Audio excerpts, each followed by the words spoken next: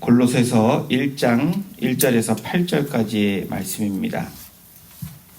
제가 갖고 있는 신약성경 324페이지에 있습니다.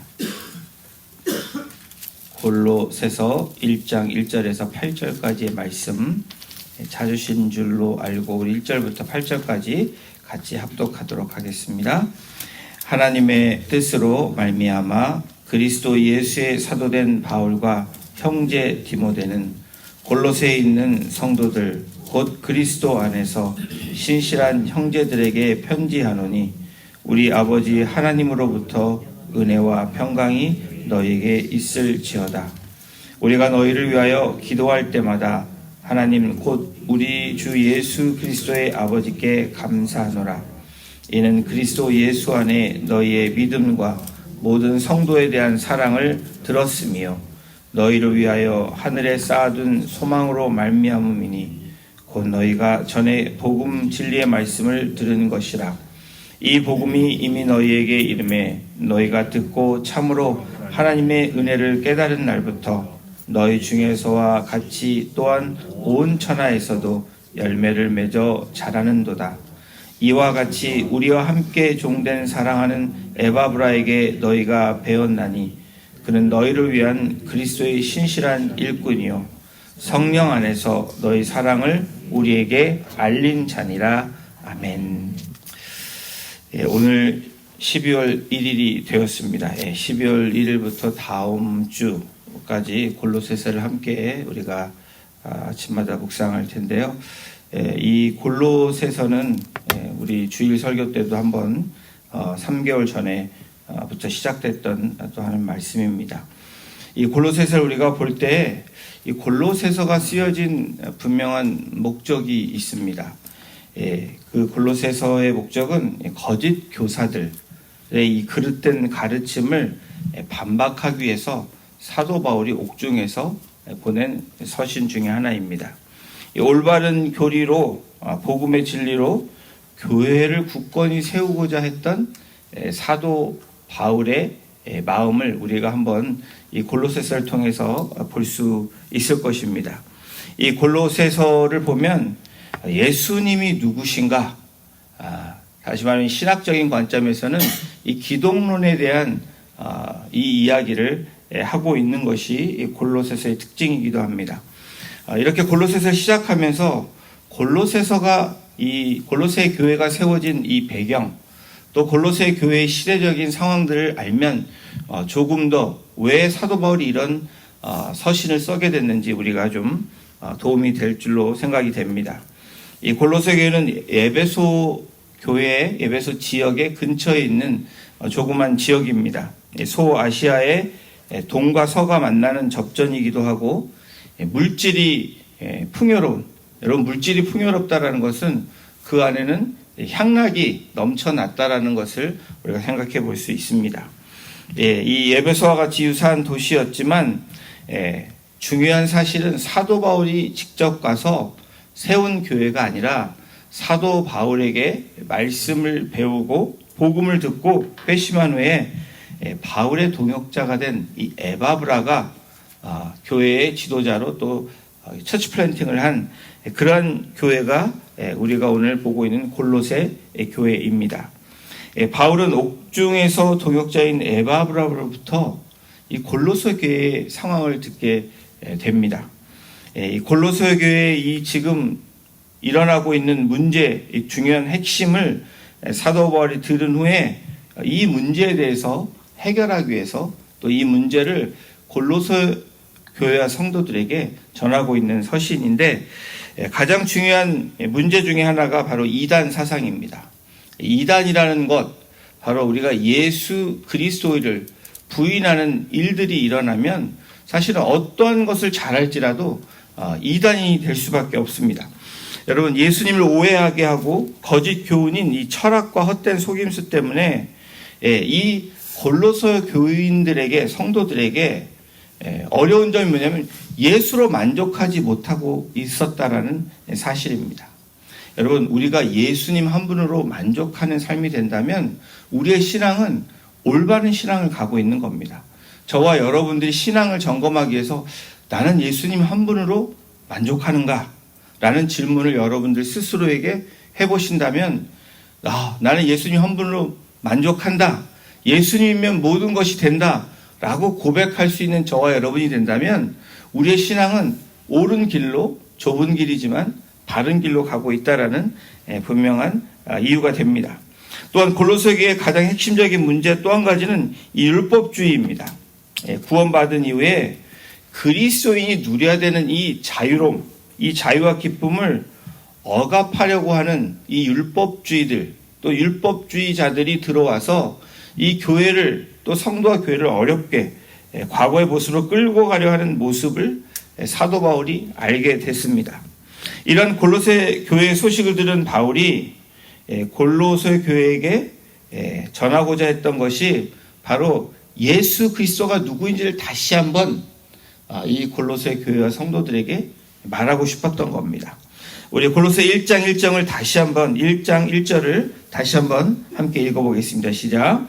하나님의 뜻으로 말미암아 그리스도 예수의 사도된 바울과 형제 디모데는 우리의 인생의 시작, 또 우리의 삶의 시작은 우리가 무엇에 초점을 둬야 되냐? 이 골로새서 1장 1절의 시작이 바로 우리의 삶의 시작이 되기를 소망해 봅니다. 하나님의 뜻으로, 여러분 저와 여러분들의 삶의 목적은 하나님의 뜻으로 살아가는 삶입니다. 어떤 상황일지라도 우리가 무엇을 먼저 바라봐야 되냐면 내가 하나님의 뜻이 무엇인지를 발견하고 찾아가는 그 중요한 삶의 시작이 우리에게 필요합니다. 이 편지를 보내는 사람, 이 발신자인 바울과 디모데, 바로 내가 이렇게 편지를 보내는데 이 바울에게 묘사된 단어는 뭐냐면 이 예수의 사도된 바울이라고 얘기하고, 그리고 형제 디모데라고 소개를 하고 있습니다. 바울은 자신을 그리스도 예수의 사도된 자라고 표현을 하면서 이 임명은 자신의 의지가 아니라는 겁니다. 나의 뜻과 상관없이 어떤 인간의 어떤 권위로 나를 임명한 것이 아니라 하나님의 뜻으로 말미암아 세워진 사람이 바로 나 바울이라고 표현하고 있는 겁니다. 또한 자신의 사도성을 말하면서 동역자인 형제 디모데에게도 형제라고 이야기를 합니다. 이 1절은 우리 모두에게 해당되는 이 시작입니다. 그리스도의 사도, 바로 저와 여러분들, 이 아포스톨로스라는 이 헬라어의 의미는 파견된 자, 그리고 사자, 사신이라는 겁니다. 저와 여러분의 정체성이 무엇입니까? 나는 아직도 정체성을 모른다 라고 여러분들이 생각하신다면 오늘 이 말씀을 붙들기를 주님의 이름으로 축원합니다.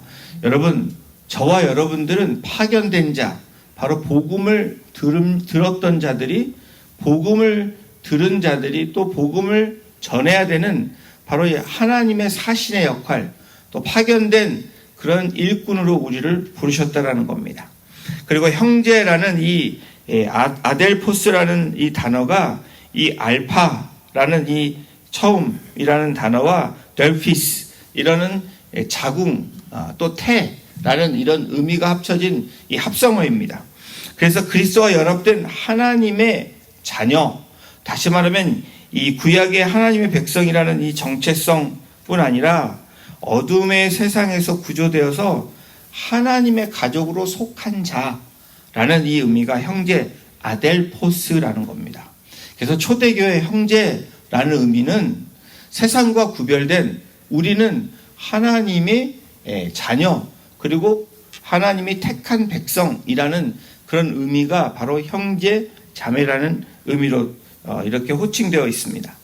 여러분, 우리의 정체성이 무엇이냐가 왜 중요하냐면 그 정체성을 아는 그 사실이 우리의 삶을 살아가게 하는 원동력이 되기 때문에 그렇습니다.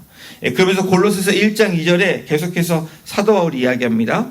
골로새에 있는 성도들 곧 그리스도 안에서 신실한 형제들에게 편지하노니 우리 아버지 하나님으로부터 은혜와 평강이 너에게 있을지어다 라고 인사하고 있습니다. 사실 1절 2절은 사도 바울이 골로새 성도들에게 인사하고 있는데, 이 인사가 왜 중요합니까? 누구인지를 밝힐 뿐 아니라 당신들이 누구냐라는 것을 이야기하고 있는 겁니다. 하나님의 사랑의 편지는 우리를 부르시는 중요한 목적은 뭐냐면 하나님이 누구이신지를 말씀하시고 우리가 누구인지를 분명하게 밝혀주신다는 거예요. 여러분, 사도 바울은 한 번도 만나보지 못했던 골로새에 있는 성도들을 신실한 형제라고 여기고 있습니다. 한 번도 만나보지 못한, 말도 해보지 못한 골로새 성도들을 디모데와 같은 이 형제로 사용하고 있다. 여러분, 무슨 의미입니까?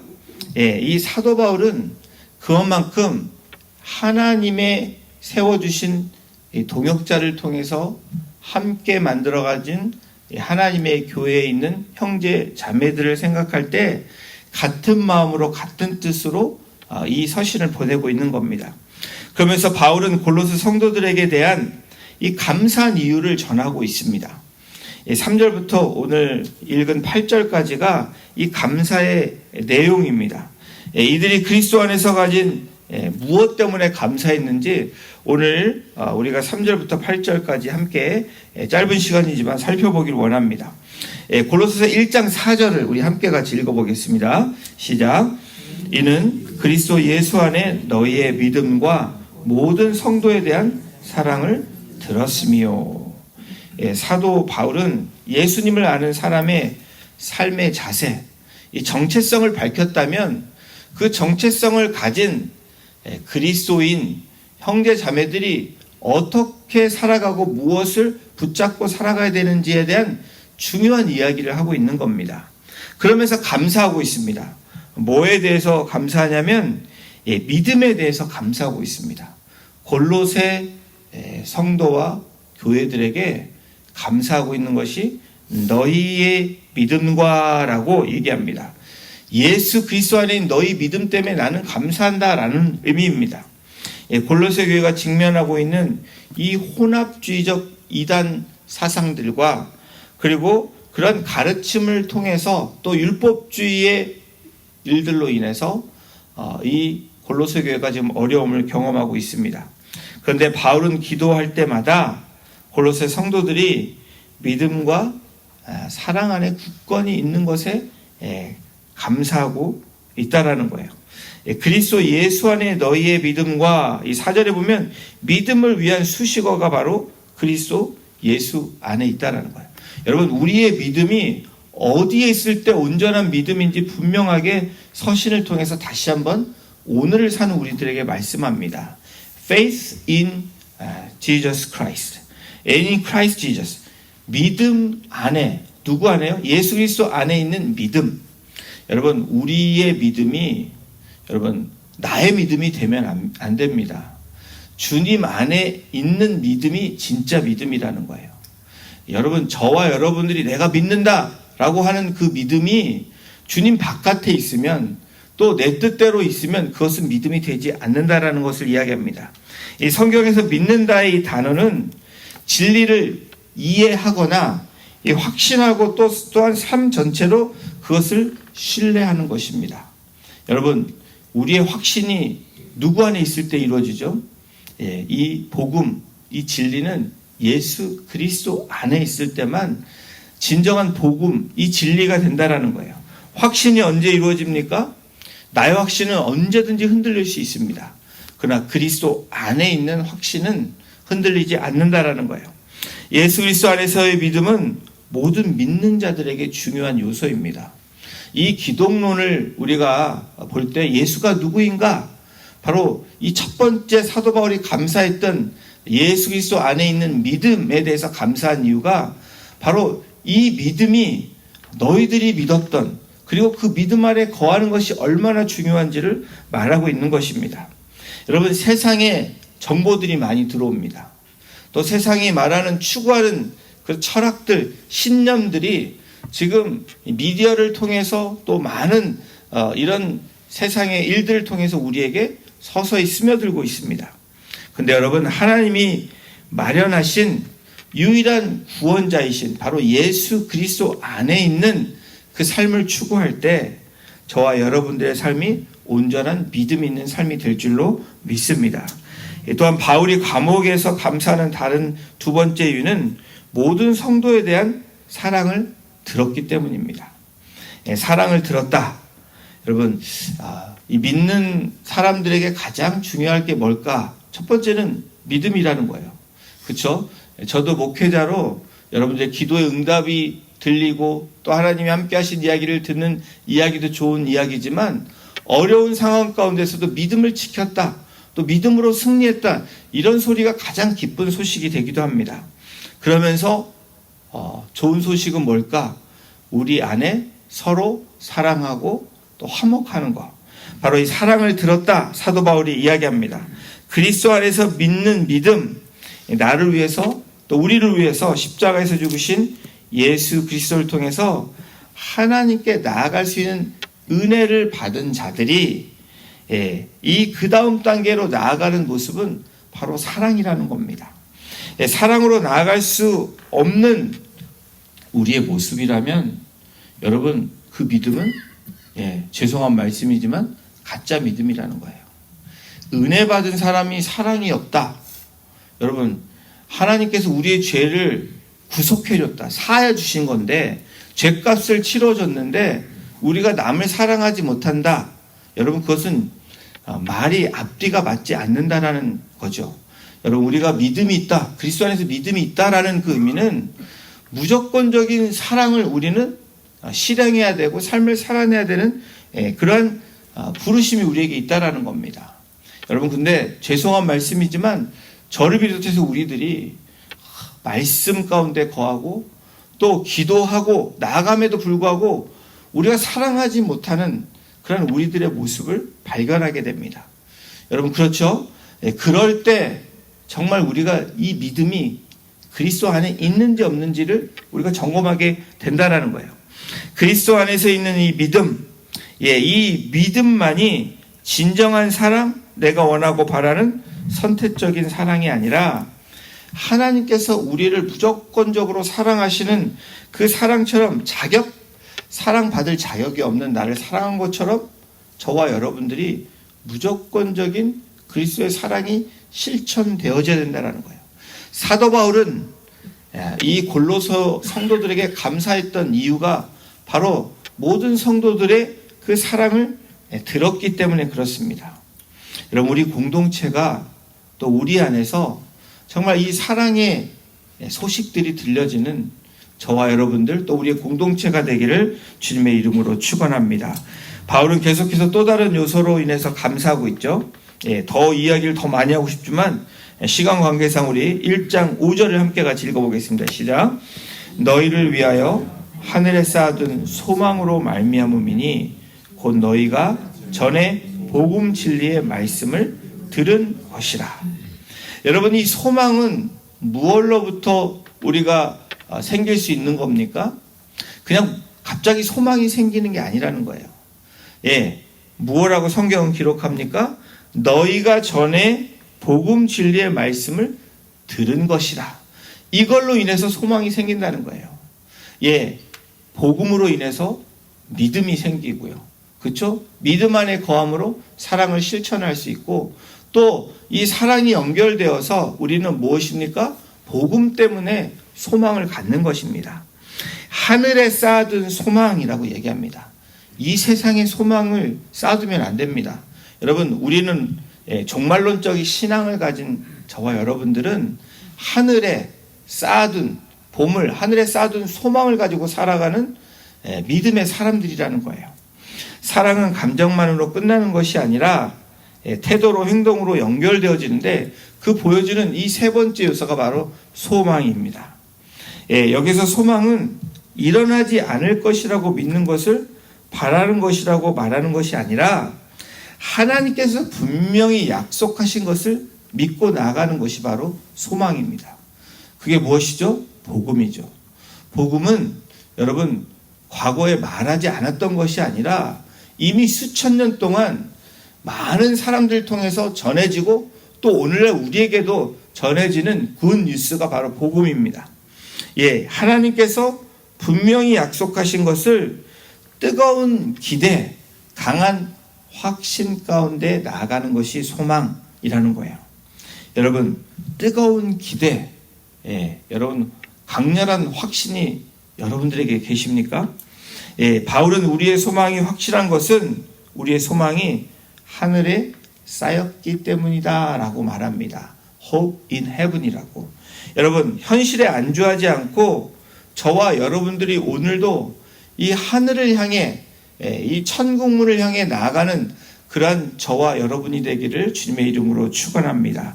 여러분, 신앙의 핵심, 바로 핵심 중의 핵심을 바울은 말하면서 감사하고 있는 겁니다.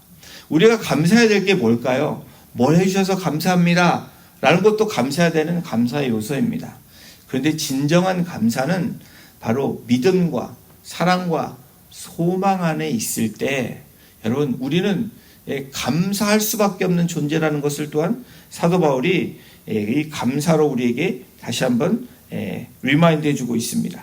믿음, 사랑, 소망, 이 필터를 통해서 우리의 신앙을 점검하라는 거예요. 또 골로새 교회 성도들에게 서신을 보내는 중요한 목적이 너희들이 그리스도 안에 있는 믿음이 있느냐, 또 그것을 통해서 서로 사랑하고 있느냐, 그리고 복음을 듣는 너희들이 우리가 하늘 천국 복음을 향해서 천국의 소망을 두고 살아가고 있느냐라고 이 골로새 성도들에게 이단 사상으로 인해서 또 율법주의로 인해서 지금 공격당하고 있는 성도들에게, 교회들에게 말하고 있는 겁니다.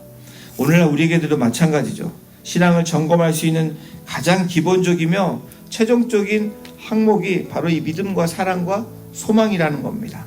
믿음은 우리들이 들은 복음, 그리고 사랑은 우리가 그 복음을 듣고 행해야 되는 우리의 삶의 실천이고, 소망은 미래를 향해서 나아가는 우리의 주님을 기다리는, 이 재림을 기다리는 소망 있는 자들의 모습이라는 것을 이야기합니다. 사도 바울이 말하는 궁극적인 목적이 무엇입니까? 또는 우리들에게 하나님은 이 골로새서를 통해서 말씀하시고 싶은 게 뭡니까? 복음은 하나님 아버지로부터 주어지는 은혜와 평강이 교회에 전달되는 통로라는 겁니다. 또한 하나님은 바울을 택하셔서, 우리를 택하셔서 예수님의 십자가 복음을 믿지 않는 자들에게 전달하게 하시는 그 사명자, 바로 이 사도로서, 형제로서의 그 역할을 우리에게 주셨다는 사실입니다. 오늘 우리의 삶은 대강대강 살아가는 삶이 아닙니다. 오늘 하루에 주어진 삶은 우리가 믿음 안에, 주님 안에 거하고, 그리고 그 주님이 주신 그 사랑, 십자가의 사랑을 우리가 실천하는 겁니다. 그리고 오늘 우리가 바라봐야 되는 것은 바로 우리가 소망을 두고 미래의 천국을 향해서 오늘 한 걸음을 내딛는 삶, 그것이 바로 은혜 받은 사람들의 삶이라는 것, 믿음과 소망과 사랑 안에 있는 사람들의 삶이라는 것을 말씀합니다. 이 골로새서 1장 6절에 이렇게 얘기합니다. 이 복음이 이미 너희에게 이름에 너희가 듣고 참으로 하나님의 은혜를 깨달은 날부터 너희 중에서와 같이 또한 온 천하에서도 열매를 맺어 자라는도다. 여러분, 우리의 삶은 열매를 맺어야 되는 삶입니다. 저와 여러분들은 믿음과 그리고 사랑 그리고 소망을 우리가 추구하면서 열매를 맺어야 된다는 거예요. 맨날 열심히 여러분 봉사하는 거 잘못됐다라는 게 아니에요. 여러분, 신앙생활하는 거, 교회 나오는 거 중요합니다. 모이기를 힘써야 되고, 우리가 말씀을 들어야 되고, 또 봉사하고 섬겨야 됩니다. 그런데 여러분, 우리의 삶에서 이 믿음이, 그리스도 안에 있는 믿음이, 그리고 우리가 그 주님으로 받은 이 은혜를 나누는 사랑이, 그리고 우리가 미래를 향한, 천국을 향한 그런 천국 백성으로서의 소망이 없다면 저와 여러분들의 이 현재 삶은 살아있는 삶이 아니라 죽어있는 삶이라는 거예요. 우리가 다시 일어나고 깨어져야 되는 삶이라고 이야기합니다. 이 7절 8절을 뭐라고 얘기하는지 우리 7절 8절을 함께 읽어보면서 말씀 마치기를 원합니다. 시작.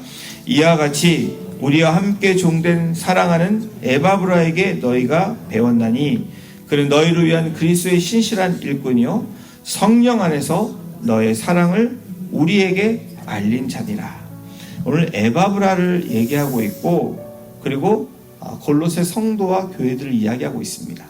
오늘 이 사랑의 편지는 또 하나님이 감사하게 하는 그 이유들을 말하면서 오늘 우리들에게도 똑같이 그렇게 되기를 소망하는 하나님의 사랑의 메시지입니다. 사랑하는 에바브라와 여러분들의 속해 있는 리더들과 목자와 또 여러분들 속해 있는 이 공동체의 목회자들과 함께 그리스도의 신실한 우리가 일꾼이라는 것을 기억하시고 성령 안에서 너의 사랑을 우리에게 알린 자니라. 바로 사랑을 알릴 수 있는 그런 복된 하루가 그러한 하나님의 그 사신으로 메신저 역할을 감당하는 귀한 한 분 한 분 되시기를 주님의 이름으로 축원합니다. 기도하시겠습니다. 하나님, 그렇습니다.